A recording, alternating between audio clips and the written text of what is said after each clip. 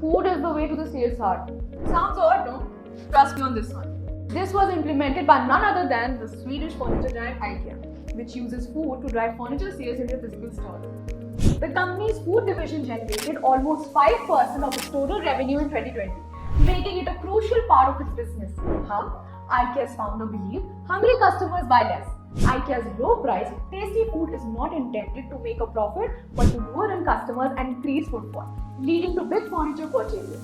Analysts say that IKEA's focus on affordable, sustainable and healthy food options is what sets it apart from its competitors. By offering customers a unique experience and a range of tasty and nutritious food options at low prices, the retailer has managed to build customer loyalty and drive revenue growth. IKEA's food success is a prime example of how a company can leverage its strengths to capitalize on market trends and stay relevant in a rapidly changing retail landscape.